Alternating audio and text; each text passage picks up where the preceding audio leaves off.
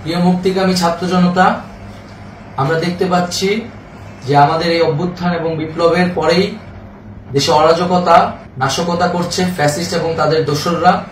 আমরা দেখতে পাচ্ছি যে বিভিন্ন জায়গায় এখন গোলাগুলি চলছে, মন্দিরে হামলা হচ্ছে এবং নাশকতা ও লুটপাট করছে। আমরা মনে করি আমাদের যে ছাত্র নাগরিকদের অভ্যুত্থান তাকে নস্যাৎ করার জন্যই পরিকল্পিতভাবে এই ধরনের ঘটনা ঘটানো হচ্ছে।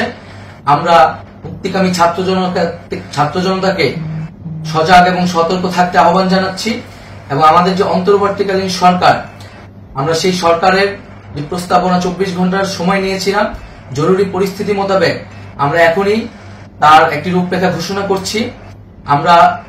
আমরা সিদ্ধান্ত নিয়েছি যে সর্বজন গ্রহণযোগ্য আন্তর্জাতিক খ্যাতিসম্পন্ন নোবেল পুরস্কার বিজয়ী ডক্টর মোহাম্মদ ইউনূসকে প্রধান উপদেষ্টা করে অন্তর্বর্তীকালীন সরকার গঠন করা হবে এবং ডক্টর মোহাম্মদ ইউনূসের সাথেও আমাদের কথা হয়েছে।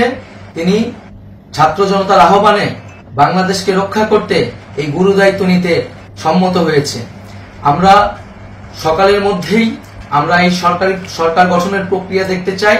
রাষ্ট্রপতির কাছে আহ্বান থাকবে যে দ্রুত সময়ের মধ্যে ডক্টর মোহাম্মদ ইউনূসকে প্রধান উপদেষ্টা করে অন্তর্বর্তীকালীন সরকার গঠন করা হোক এবং এই অন্তর্বর্তীকালীন সরকারের বাকি সদস্যদের নামও আমরা সকালের মধ্যে ঘোষণা করব।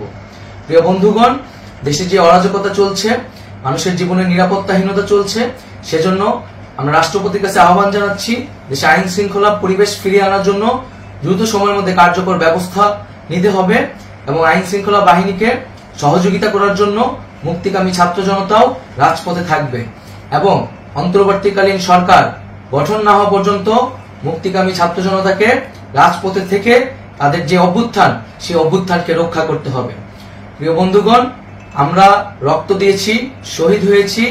আমাদের যে প্রতিশ্রুতি একটি নতুন বাংলাদেশ গঠন করার জন্য, সেটিকে আমাদের অবশ্যই বাস্তবায়ন করতে হবে এবং অবশ্যই ছাত্র জনতার প্রস্তাবিত সরকার বাদে কোনো ধরনের সরকার কিন্তু মেনে নেওয়া হবে না।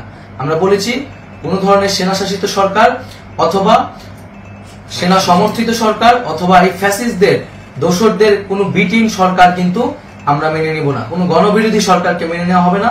ছাত্র জনতার অভ্যুত্থানকারী যে প্রস্তাবিত সরকার, অন্তর্বর্তীকালীন সরকার, যেটা আমরা সিদ্ধান্ত উপনীত হয়েছি ডক্টর মোহাম্মদ ইউনূসকে প্রধান উপদেষ্টা করে এই সরকার গঠন করা হবে, সেই সরকারকেই বাস্তবায়ন করতে হবে অবিলম্বে। আগামীকাল সকাল থেকে সকলকে আহ্বান জানাচ্ছি রাজপথে থাকার জন্য এবং আমাদের যে সাম্প্রদায়িক সম্প্রীতি এবং রাষ্ট্রীয় সম্পদ রক্ষা কমিটির ঘোষণা হয়েছে বৈষম্য বিরোধী ছাত্র আন্দোলনের নেতৃত্বে, সকল পাড়ায় পাড়ায় এলাকায় এলাকায় সেই কমিটি পাহারায় থাকবে। আমাদের সংখ্যালঘু কমিউনিটিকে আমাদের রক্ষা করতে হবে, রাষ্ট্রীয় সম্পদ এবং এই দেশকে রক্ষা করতে হবে আমাদের।